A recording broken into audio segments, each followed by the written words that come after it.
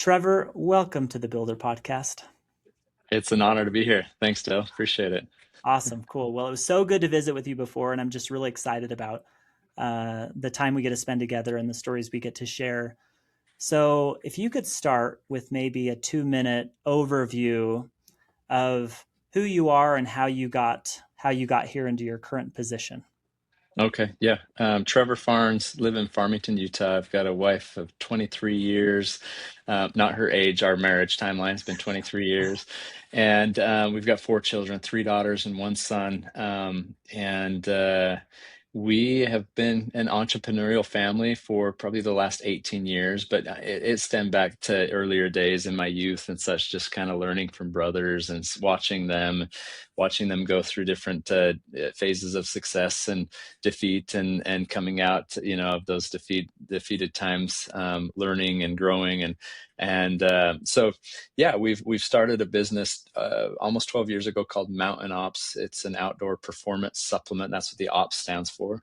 And we fuel people in their passions in the outdoors and in the mountains, and that's why it's the Mountain Ops. We love the mountains. We love to play in them. We hunt, we fish, we bike, we trail run, we do all sorts of things. We ski, and so we love to fuel those passions in the outdoors. But the mountain also is a metaphor for life, and maybe the challenges that we face and our opportunity to conquer them and to learn from that, summits that we're trying to achieve, and we've gone through our peaks and valleys, through it all, and it's given us so much perspective that we love to apply to our business efforts and just in life in general with family and in the community and such. So yeah, we're an entrepreneurial family that loves adventure.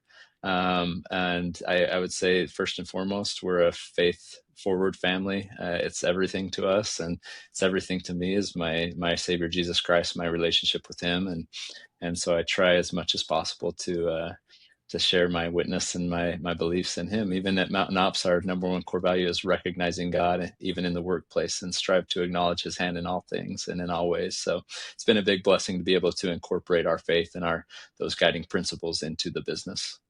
Yeah, I love that. Awesome. And for those that don't know Mountain Ops, like my brother Bruce has lots of Mountain Ops shirts. He sports it. He Yeah, takes the supplements, and he like uh, we have admired Mountain Ops from afar for a long time, and I it is appreciate a, it. it's a Utah success story. Now you guys have Yeah, grown. You guys have grown a lot, taken some private equity money, and just continued to blow it up. The merch, yeah. especially in Farmington, is like I see Mountain Ops trucks driving around. I'm seeing shirts and Yep. hats everywhere, and like wow. So you guys have really done great. Thank you. No, I appreciate it. It's fun to have walking billboards wearing your product that they've paid to wear, but they're out there everywhere. It's when the brand was started, we wanted it to be a brand that people would want to wear, and then Mhm. we wanted what we did and how we did it and the way we lived to really mean something, so that when people see the mark, they recognize it, they understand what it means. We often say to not look beyond the mark, but we tell people this logo is very cool, but look beyond this mark and see what is behind it, see the heart and soul of what's actually transpiring in the team and in the culture, to allow us to do what we're doing out in the community. So it's been an incredible journey. That's awesome.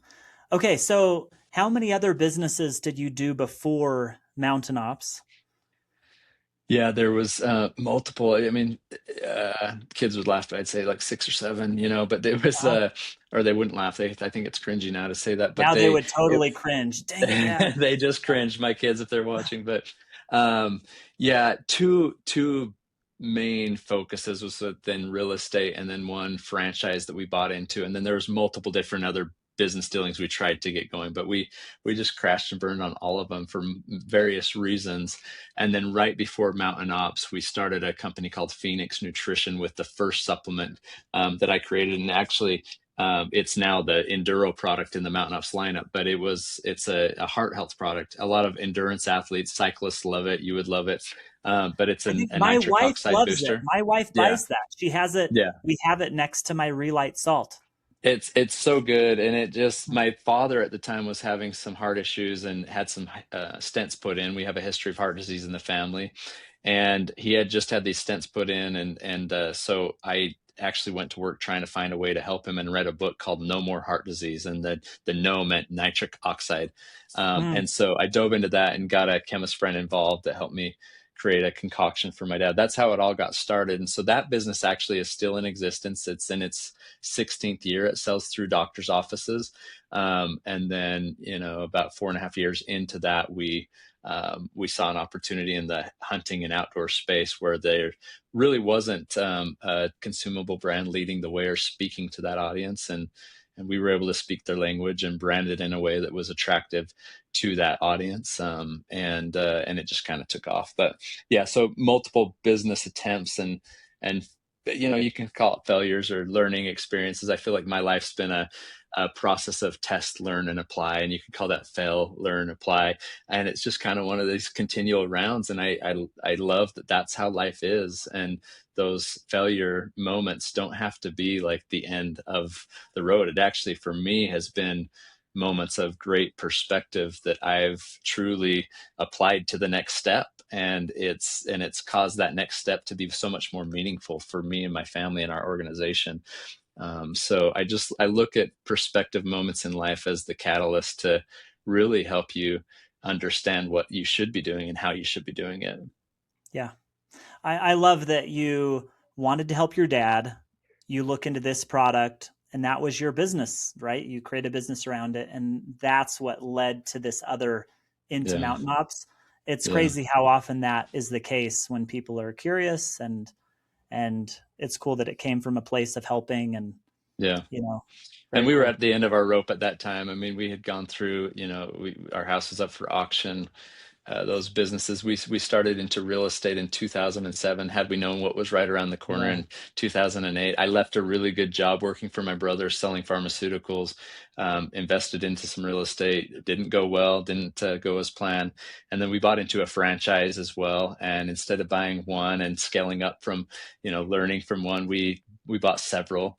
And so we paid the franchise fees for each one. We hired friends to run each one. We inventoried every store. We furnished every store. And then my wife and I signed personal guarantees on each of those retail locations for 5 years. And so we were on the hook for a lot as a young couple.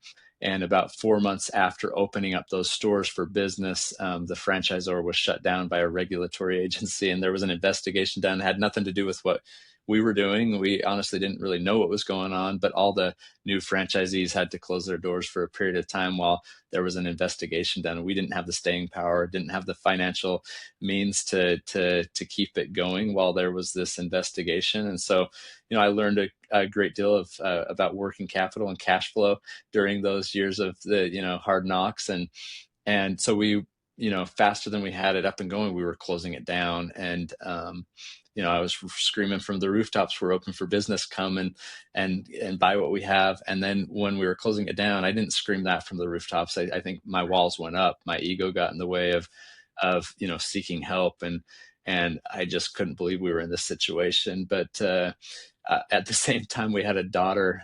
She's on a mission in Brazil right now, but she ended up in the hospital in primary children's with some kidney and liver issues and was deemed uninsurable because of a mishap in our insurance going from employed to self-employed. So for 3 years, these medical bills and medications that kept her alive, were things we had to pay for, but we just struggled. And so it was a difficult time, but as we look upon it, it was like this was a strengthening time for our marriage. It was a very eye-opening time for us as far as what would we do going forward for business, how would we approach it. I'm a very mission-driven individual, so if I could find a mission, I could attach myself to it. But it was also very eye-opening because we now had a need, and that need was hunger. We looked at all around us, and we had no idea that 1 in 4 children in Davis County, Utah, where we live, goes home from school without any food in the pantry or not enough food in the pantry. But all of a sudden, we had the need, and that statistic became real because we were the one. And so we felt like our eyes were being opened and our perspective was being expanded, and what comes with that is the gift of empathy, and we chose to see it as such. And so we do something at Mountain Ops called Operation Conquer Hunger, where we donate a meal for every order that comes through our website or through our retail partners, and we've been able to feed a lot of families and children here in Davis County, but throughout the country and in different countries as well. And that's kind of one of the focuses of my time right now at Mountain Ops, is helping to conquer hunger in Yeah, different communities. So that's awesome. Cool. Well, and amazing that you've been able to scale Mountain Ops to that. Going back to pre Mountain Ops, yeah. um, one thing that a lot of people struggle with, I know that I did, was associating my worth to my current business success.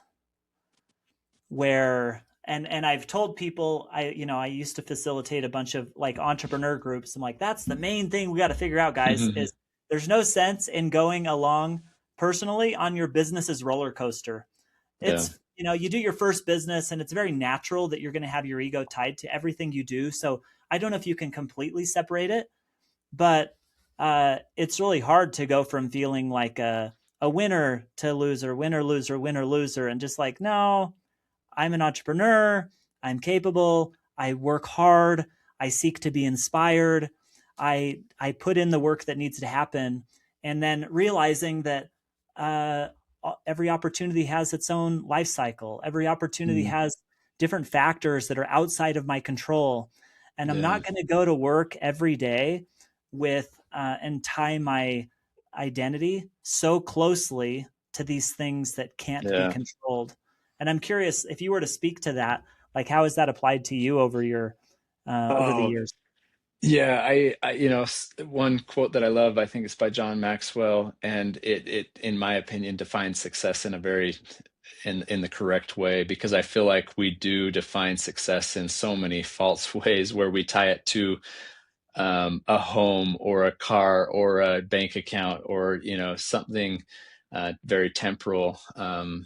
And his quote was that success is knowing that those who know you best love you most.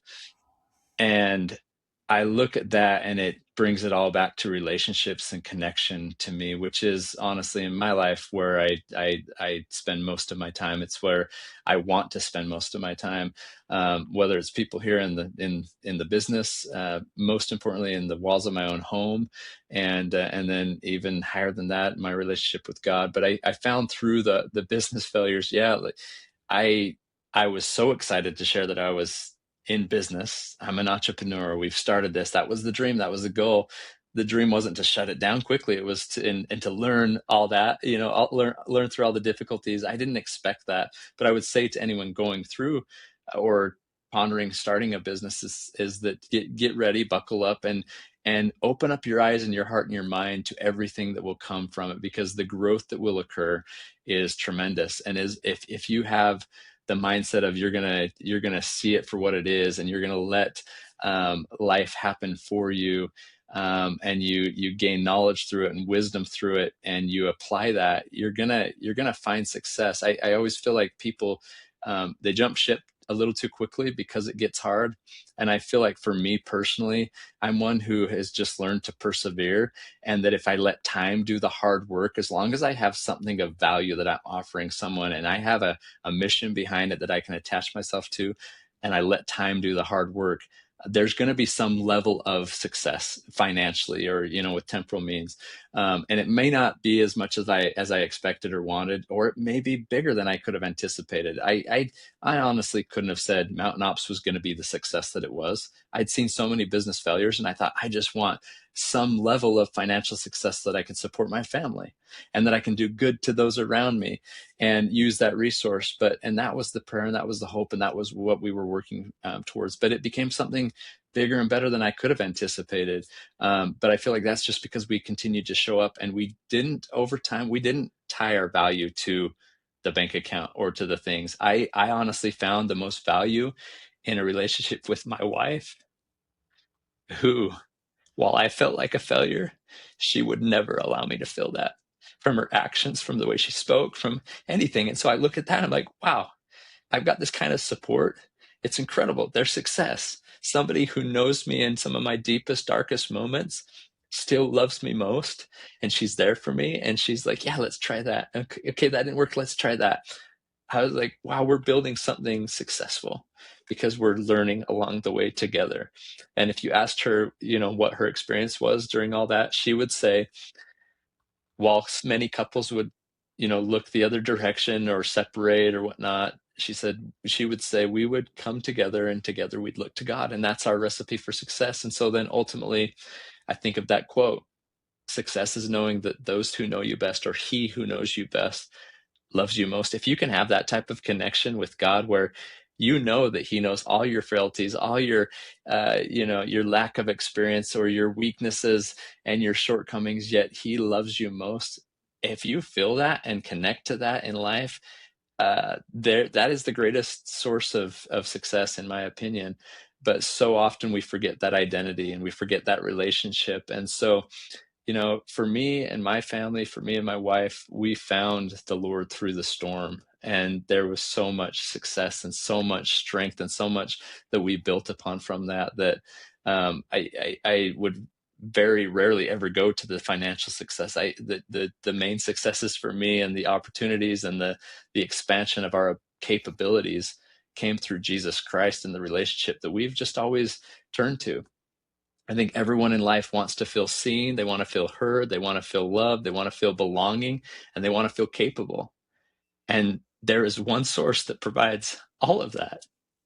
And so if you can connect with that source, the success is there and the capability is there. And so I would just tell anyone, you're going to go through the ups and downs, and you might feel monstrous waves crashing upon you. You might feel like you're being blown this way or that. In my experience, as I study scripture and then as I look at my own life and study my own life's experiences, those winds and those waves are pushing you into a promised land or to a place greater than you're at right now. And just trust in that, lean into it, and try to absorb everything that comes from that source that may seem a little scary at times.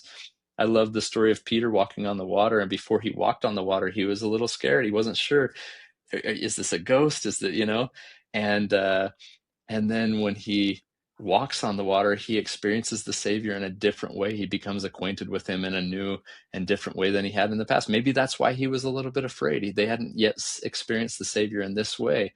And so when things come our way that we're not used to, or we're not like expecting this storm or this interruption in our plans, it may just be the opportunity that you need to become acquainted with a source that will allow you to go so much further and feel so much more capable than you did prior to experiencing that storm. So Mm-hmm.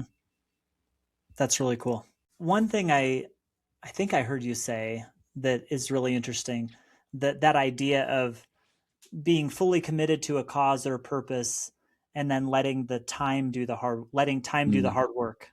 yeah. I haven't heard it that way before. That's really interesting. And one thing I admire, as I've kind of watched you from afar in sharing, is that you are very authentic, very um, real at putting out how you feel. You're sharing your feelings and your beliefs online. You're letting people in on the journey, and a lot of people, a lot of us, and actually, I told you I spoke with John Keller last week, so Hmm. that'll probably be the episode before this one, where John he talked about a partnership. Like, he's been in a lot of partnerships. He's like, wow, somebody told him, John, you have the craziest thing of picking partners. You've picked some terrible partners, and then other people tell him you've picked some amazing partners, because he's had a lot of really good success. And he talked about partnership. What's kind of your view on how to be a successful partner? And his thing was, it's about being authentic and very real and getting to the truth really quickly. Yeah. And I love that about so many of us.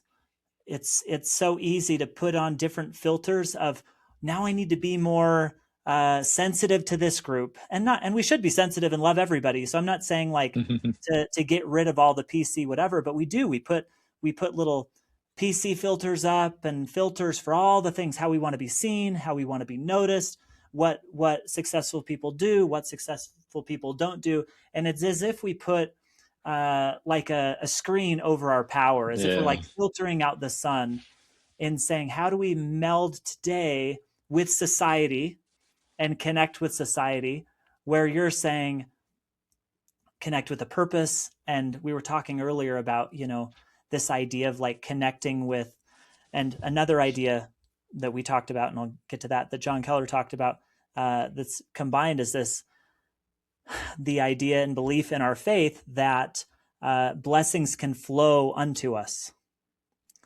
And similar to that, being connected to the vine, being connected to God Yeah. and Jesus Christ, connected to the power source. Well, sometimes if we're like, hey, the power source is here, but yeah, we also have to like put this filter in because we need to be a little different because of this and a little different. It's like Mm, we're just maybe separating our connection a little yeah. bit. Yeah, And I think the biggest risk in life is reputational risk, and my reputation with God is the greatest of all. And so when you talk about partnerships, or you talk about changing your hues or your colors, you're kind of a chameleon. It's like, I am who I am wherever I am. I do not want, I feel like that would be so suffocating to say, in the name of business, I'm this way. And in my family, they see me this way. And then it's like, if you're changing characters, okay, what role am I playing today? That's why I say, when you could, core values and alignment with that, with a partnership, that's really the only way to stand the test of time, is if you see eye to eye on core values, and you both understand, okay, this is who we are wherever we are. And it's not compartmentalizing things. I've heard people say, I'm really good at compartmentalizing to be this, and I'm like, oh, that just seems, that's just for me. If that yeah, works for some people, that's great, but for me, I don't care to live that way. I want to be true to who I am wherever I am. And so when we start a business and we establish some core values, it's not like, these are the core values for Mountain Ops. No, these are the core values for my life. And God comes first in every realm. And I hope that he always knows that and sees that. And I hope that other people not see that for my benefit, but see that so that they can understand that there's a source for them to turn to as well. And the true vine is that source. I share a story in every keynote that I give, or in church talks, of sitting up in a tree stand and being fearful of heights, and knowing that there was bears around. And I'm a little afraid of bears as well, but we see them often. But being up in a tree stand, and there wasn't a tree harness for us, so we're 30 feet up, and I'm getting some vertigo. I'm starting to feel nauseous, and I'm looking down the downward slope of this deep dark canyon. And I start to say a prayer to God to help me find a way to sit up, because the plan was to sit up there all day long. And I'm sitting on this tree, on a tree stand, but not attached to it. And I followed the canyon floor up until it gradually ascended, and it was up here off to the right of me. And all of a sudden, my perspective changed, because the ground's here, not way down here. And then I followed over my shoulder, looking over my shoulder, until I'm looking to higher ground. And as soon as higher ground is in view, I feel this sense of peace and confidence and courage. And it was looking to higher ground. In a business, it's like looking to your mission. That's the higher ground. But what brought me the courage was that I saw my pack attached to the tree. It was hanging on the tree, but I was not. And so I took the strap of my pack, put it over my shoulder, and I cranked down on it as hard as I could. And all of a sudden, I was attached to the tree, to this true vine whose roots were deeply rooted into the ground. And I look at that and I think of business. It's the core values that we root ourselves into. There, it's the line in the sand. They're non-negotiable. This is what I am attached to. And you won't find me changing myself, changing the mask, the character. It is just who I am. But once I'm attached to that, there's 100% confidence. I can look out and see the bears and feel okay. I can look out and enjoy the beauties of the earth and the sun that's beating down on me, and everything, because I've focused on a higher ground, on a mission, and then I've attached myself to core values that lead me to that. I uh, I just firmly believe that, and that's looking at it from a business standpoint. When I look at it from a gospel standpoint, it is attaching ourselves to the true vine, our Savior Jesus Christ, and knowing that as we do attach ourselves to Him, we can face whatever we face, anything that would cause us some fear, or do us some harm. It can be overcome. It can be conquered, because we're attached to Him. And whatever that mission is, if it's an eternal perspective, it's Jesus Christ that we must attach ourselves to obtain that eternal outcome. If it's from a business standpoint and we want to succeed, and you go back to that, let time do the hard work. If you're attached to core values and you have a mission that's it's honest and authentic, and truly for the betterment of others, then it's consistent effort over time. And that's with anything in life. A lot of people hire us to help them lose weight. They have to stay attached to true principles, and they have to let time do the hard work, and then they see results. So it really is for most things in life. But I would just say, yeah, what a suffocating way to live if you were trying to compartmentalize and to be something different. I would just say people don't need to be that. People will love and admire and find themselves like wanting to attach to people because of who they are. Mm-hmm. And then relationships can stand the test of time, and you can let time do the hard work with those relationships and connections. But so I think your friend that was on Keller last week, I think what he's speaking to is exactly right. Um, we should be who we are wherever we are, and it's core values and understanding those that really matter. So it comes back to identity and what will keep us really reminded of that identity and attached to the source of understanding for it. So Mm-hmm. Yeah, that's awesome. Yeah, I know that I'm inspired after these conversations. I definitely feel a lot more, and even seeing how it translates into the different projects that that he was doing, that you're doing with Mountain Ops. Like Mountain Ops is really is a success story, and you don't have to say revenue, but you surpassed tens of millions of dollars. Or I remember I think when I was like, oh, they're now 10 million bucks a few years ago, like, oh my goodness, like that's a competitive category, and they're doing it, and people are so passionate. And you mentioned that you help people lose weight, and my brother was a part of one of your online communities, and he's like, oh yeah, they do a killer job at getting people are just all yeah, in what yeah. they're doing, and it's really And that's because admirable. people believe in the authenticity. You talked about that a lot. We did a research study on Mountain Ops a few years ago where about 3,000 people were interviewed. And so it was a large study, and we were compared to so many different brands in the supplement space. It's a saturated space, and there's not a lot of loyalty. People are bouncing from one thing to the next. It's a very vain space. A lot of the supplement brands are all about image and showing too much skin and and whatnot. But we've done it different. We really have focused on our core values. We train on them. We try to live them. We try to implement them into ways that the community can also get involved.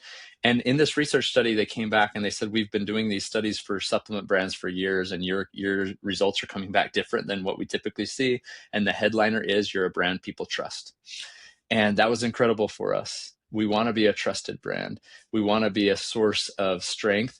And our wellness program encompasses the spiritual, the physical, the mental, and the social. So it's not just about the vain, the outward appearance. It really comes down to the heart. I can't tell you how many times I talk to a husband or a father who's been going through a transformation with us. And he tears up, and these are big burly guys, and he tears up, his sweaty eyes, and tells me how he's wrestling with his kids at night, and he's chasing them Mhm. upstairs to go to bed. And he's like, I couldn't do those simple things before. So it's been incredible to just watch these transformations. And when somebody has a transformation with you, they become your brand disciple. And so in Mhm. that group your brother talks about, there's thousands of people that are in there that are all supporting each other and encouraging each other. And we kind of just have to get out of the way. We've provided a place where core values are adhered to, a place where people can feel welcome to speak about their God and how he's supporting them through this journey. And then they just kind of support and help each other. And I found myself a few weeks ago. Most everybody that knows me considers me somebody who has decent momentum. I'm relatively high energy. I've facilitated all these groups, and again, selfishly, because I got to spend. I didn't mention this before, but for 5 years, I ran 17 cohorts with like pretty motivated entrepreneurs. We got together every other week for 90 minutes and talked about routines and habits and time management and how we organize ourselves as entrepreneurs. Mm, Um, but I found myself, at different times just feeling, lower momentum, whether it's like, oh, after you get sick or whatever.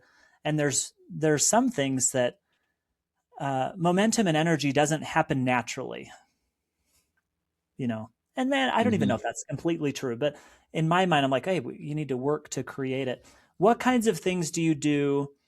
Uh, Rituals, routines, habits, whatever you want to call them, just staples in your life, whether it's daily, weekly, monthly, to keep annually to keep you in your peak state? Yeah, I love it.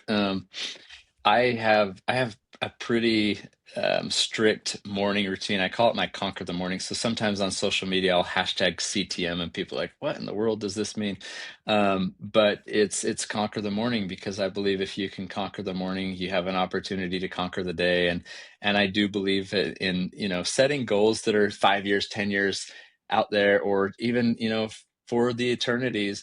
But I believe that the actions of today are what will point me in that direction. And in fact, every new team member that starts at Mountain Ops, I give them a new pair of shoes as they start the journey.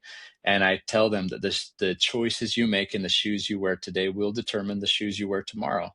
And those shoes represent blessings, opportunities, responsibilities, that could be added upon you, or the removal of those because of choices. And then we talk about core values, and our alignment to those core values will be what leads us to the outcomes that we desire. So I believe that it comes down to a choice every single day, and to not put off till tomorrow what we could do today.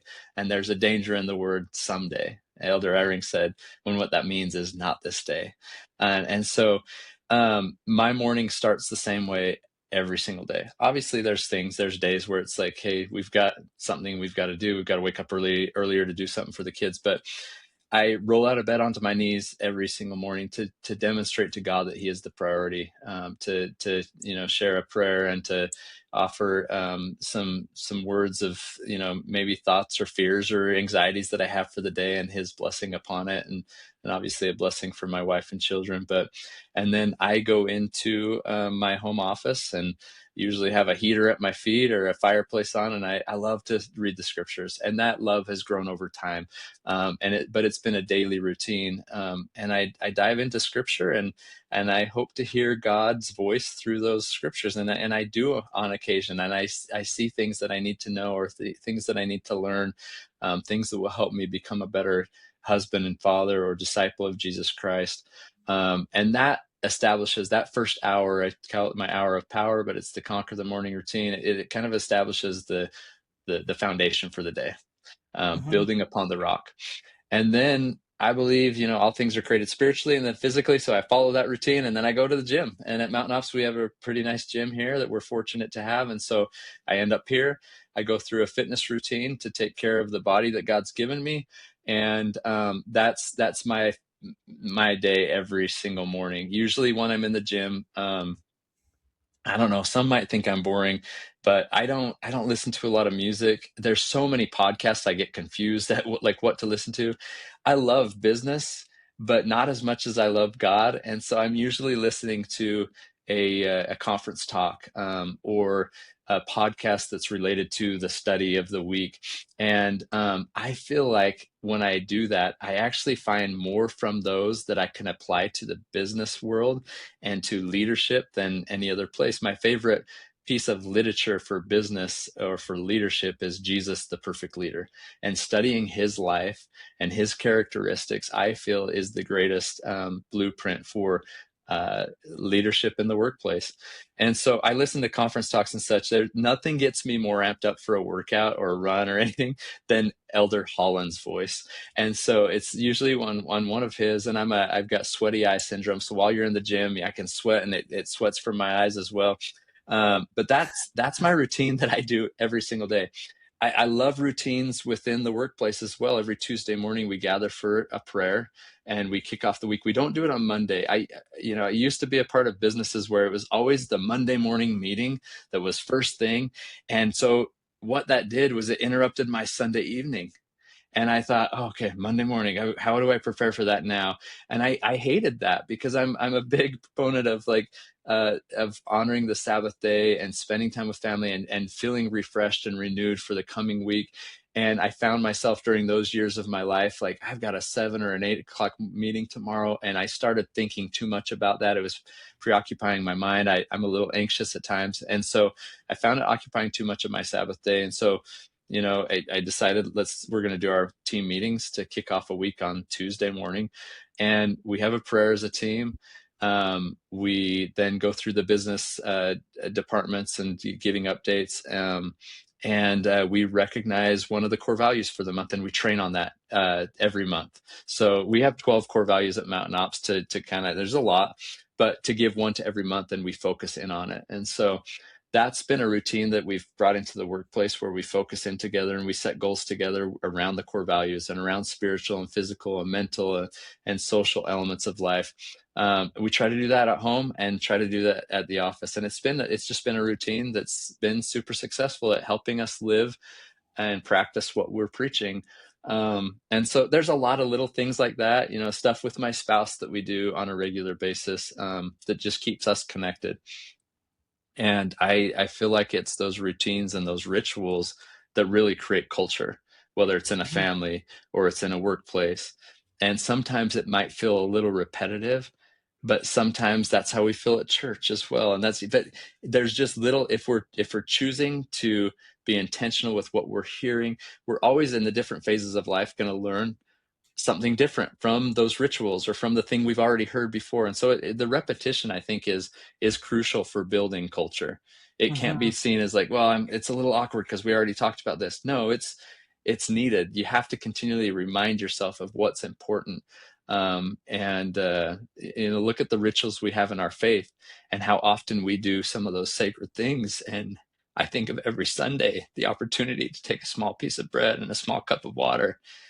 That's not it's repetitive, but it's something I look forward to, and I learn and grow as I mature, and I learn and grow. It becomes more and more deep to me and more special and sacred to me. And so those things that you incorporate into your family or into the workplace can become that, not to the extent of a sacrament, but like they can become more and more meaningful as you learn and understand, and develop, as individuals, as organizations or families. So Yeah, that's awesome. So VidAngel, if you know those guys at yeah, Angel Studios, VidAngel, the Harmon brothers, I know that that's I've heard that they also pray in their meetings. yeah, I haven't worked for a company that does that. Like, how did that go? When did you start? Because I'm really curious um, about that. And I've heard, like there's, a lot of businesses in the deep Bible South, that's more of a thing, yeah. but not so much. It's not really a cultural thing here in Utah. Can you tell Yeah, me it's a little more interesting about that that? it's not. I think it's very interesting that it's not as common here. Yeah. I, you know, as I started business, it was on my own. I saw brothers do it in their businesses, in their, in a company stand up. I saw them do it. I loved it. It made sense to me. It felt natural to me. I come from a family that we prayed over everything, let thy incomings and thy outgoings be in the name of the Lord. To the point where sometimes as a kid, you're like, are we praying again? I think we just stood up from that prayer. And, but it's become natural. And so I'll always remember with partners and such, and we're going through the struggling days. Just every morning, one of my business partners would come into my office, and we'd kneel down next to my desk together, and we'd say a prayer every single morning. As the team started to build, we weren't bringing everyone into that prayer, but we thought every Tuesday when we gather as a team, we'll recognize God through prayer. And our team's more diversified now than it has been in the past, with different faith beliefs, but everyone recognizing God, and sometimes in their own way or shape or form. But everyone respects the fact that we start with a prayer and that we honor Him. I'll always remember selling to private equity and having our first prayer with them in a board meeting. I said, "This is how we start. This is how we recognize God." And one of the ways. And the feedback I've gotten was pretty incredible. When one board member, he's like, "Hey, that's the first time I've ever really been a part of something like that, and I appreciate it. It's so different. We've never had it with all the portfolio companies. We've never done that." And we want to be a peculiar people. We want to be a peculiar brand. We want to, be a little Hmm. different, so that people can ask why. Why is this important? What is it about? And then we have the opportunity to share the why. Even to the point where at Mountain Ops, we do not exhibit on Sunday. If you go to the Hunt Expo in Salt Lake City, it's one of the bigger hunt events of the year. It's here in our own backyard. And this was from the get-go, and this was from my childhood. And there's a story behind it, why it's so important to me. But we decided, like, this is a big opportunity for us, and every other vendor is going to be there on Sunday, but we didn't show up that first Sunday. And we got into a little bit of hot water with with the company that does the exhibit, the show, and they didn't really want us to come back the next year. They're like, that was a disruption. And we just said, okay, that's fine. We won't be there. But Mountain Ops brings such an incredible crowd. In fact, we're one of the largest booths there now. Hmm. That's swarming with people the entire time. People are trying the product. And yet you'll find an empty booth on the Sabbath day. And some will say it's to go and be with family. It's a family day. It's for me, it's a worship day for God. It's to recognize him. For me, it's all about him. And yes, I get to be with my family while I go and worship. And it's not to say, hey, look at us, we're doing this and you're not. It's in no way, shape, or form. It's just when you've chosen to do something in life, and it's especially tied to your relationship with God, just stick to it. Like, you don't need to stray from it. I've had people ask, isn't that a risk on your business? And I just, like I said earlier, my biggest risk is with God, and God will always bless in some way, shape, or form the business or the individual.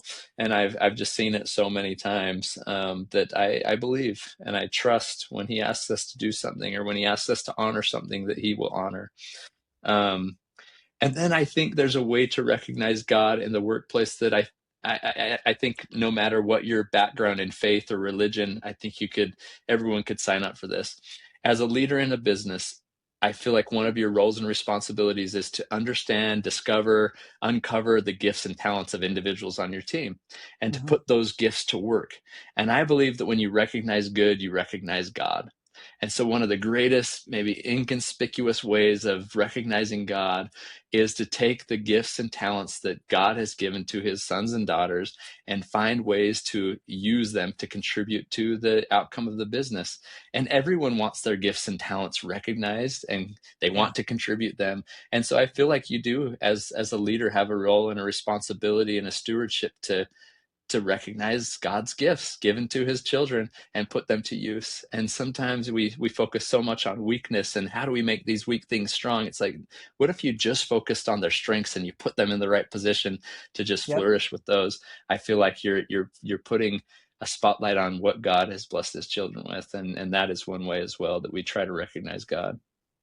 I love that. It echoes my brother a long time ago. He said Mitt Romney's strategy at Bain Capital was don't try to fix anybody's anything. Like focus, identify what they're great at, and then just double down on that. Yeah, I love The that. Clifton Strengths Finder, research that's been done on that is people can get so much better by order of magnitude at what they're good at as opposed to trying to Yeah. improve people's weaknesses. Yeah. And I think, yeah, as an entrepreneur, the more creative we can be in seeing people's value and superpower, the Yeah. better things go. I When we're agree. focused more on like, hey, what are you great at? And really looking at that as opposed to that person's late again. This person, Yeah. you know, 100%. I agree. And we have a book club here at Mountain Ops, and that was Strengths Finders was one of the books we read years ago. yeah. And it was pretty incredible to get those strengths of the individuals and see where we had done a good job, or where we needed to improve in making sure that those gifts shined and were accessible for the team. And but everyone felt seen and heard, and they felt belonging by knowing, okay, this is a definition of where my strengths reside, and now I have an opportunity to have them put to use. So yeah, pretty incredible when you see people. You were talking about momentum earlier, and I feel like it all comes down to alignment. You look at core values, you look at mission, you look at the practices we're putting in place, and if there's alignment, momentum builds. I love. This has been shared in a general conference talk. I've heard it elsewhere, but I've had two daughters serve in Brazil, and on the Amazon River there, once or twice a year, there's a phenomenon where the sun, the moon, and the earth all align into perfect alignment, and the Amazon River works against the current, and it builds up an incredible wave and this momentum with this wave, and they call it the Great Roar. And I love that Mm, because that's what happens in our lives when there is this great roar, when alignment comes into place. A wave that goes for 45 minutes. The surfers come from all around the world to surf where, I don't know how long surfers surf in California, maybe 15, 20 seconds. I'm not sure. But now they're doing it for minutes on end because they've got this incredible wave that is going against the current. And I feel like so often in life, the current and the world will tell us we're going this way. But when we find true alignment with core values, with God, with relationships, with the mission, with the product, then there's a great roar. There's this working against the current. And I want to work against the current of the world. I want to build that wave. And I feel like we've done that here at Mount House. I think that's why there's been a success story, is there's Mhm. been an alignment in the people that have gathered together to reach out and help God's children in a very common way, and we've aligned it all. And we're very far from perfect, but we've brought ourselves into an alignment that is very much against the current, and so people notice that and they question about it and they want to know why. Why do you feel? Why does this feel a little different with your brand? And I just feel like it's because there's a spiritual aspect to it. There's an allow you kind of, when you speak to certain things in a certain way, it almost allows people to, oh, that's truth, that feels right, and it gives them permission to be that way, to speak that way, and that feels good and right to them as well. Mhm. And then they're in alignment with you as well, and there's just this build.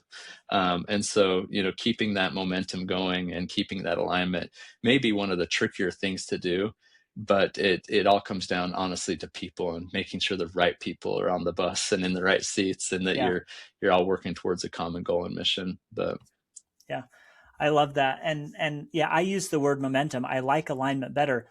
And with John too, I said, "Hey, how do you keep momentum?" Whatever. He's like, "Well, maybe it's not about keeping momentum."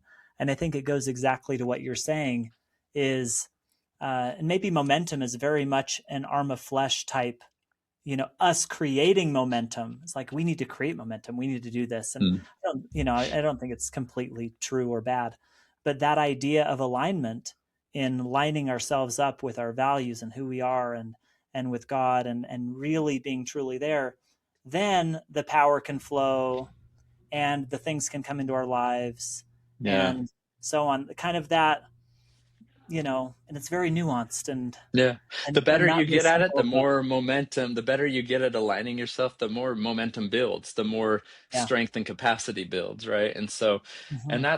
that's what life's all about. And when all is said and done, is that we're growing, we're learning, we're experiencing. And so sometimes we do that through a business, and I love it. Yeah. That's really cool.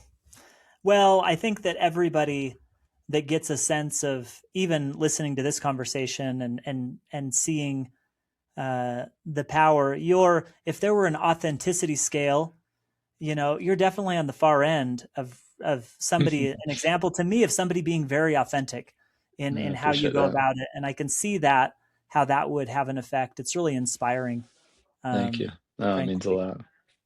Yeah, that's I, awesome. I appreciate that. It's very kind. I would say the same thing right back to you. It's interesting when you have a conversation with someone, and the first time you speak to them, you almost skip ahead years because you dove a little deeper than you would on some other conversations, and your authenticity and just the genuine kindness that you have in your heart allows people to go a little deeper, quicker with you. And so I appreciate the conversation and where it's gone for us. So Well, thank you. Being all in, don't exhibit on Sunday. That's super cool. And that's really how I grew up too. Um, yeah, and my parents, the and reason why, just really quickly, the reason why that's important to me is my dad was a student at George Washington University back in Washington, D.C. And so he was going to school there, went to church one Sunday. My mom was a flight stewardess, and one flight, she would just fly to Washington on her route, but she got called to go to Washington, D.C. And all the coworkers she had on that flight decided to do a tour on Sunday, which was, it's not a big deal, but she just had made her mind up that she was going to go to church on Sunday, and she ended up in my dad's congregation that Sunday. And because they had both made a choice to honor that day, to be there to worship, they found each other in Washington, D.C. That place has become special to us. That was their first year of marriage, was in D.C. They later on, 35 years, got called to preside over the Washington, D.C. North Mission. And mm, so that D.C. became this destination celestial where it all began for them. And so I saw the benefit and the blessing that came into their lives from honoring their commitments and their covenants, and I want the same for my life. And so, what's important to those that lead you? oftentimes becomes important to you, right? And so I Mm, had parents that led me down a path of finding my savior in some unique and important ways, and I just wanted to hold on to that same value system, and it's honestly is meant the world to me just because of the connection that's created with my maker on that day. So that's kind of the genesis of why we at Mountain Ops decided to not exhibit on that day. it's awesome. How do people follow you online and continue to see your journey and hear about what you're up to? How do people follow you? Yeah, just my name, Trevor Farnes, and you'll find me on social media. And then Mountain Ops, just MTNOPS, and I'm on LinkedIn and on Instagram, and yeah, I think those are the best places. And then on Amazon is where I sell my book, The Conquer Code, and you can hear more about the story Oh, there and what and we've I done with just bought it. Operation Conquer Hunger. And I'm listening to it this week. I'll have it read by Saturday. I'm you're committing now. kind. I'm really excited for it. So, Trevor, Thanks, thanks I so much for appreciate it. spending the time with us. Thank you. No, it's been great. Thanks, Dell.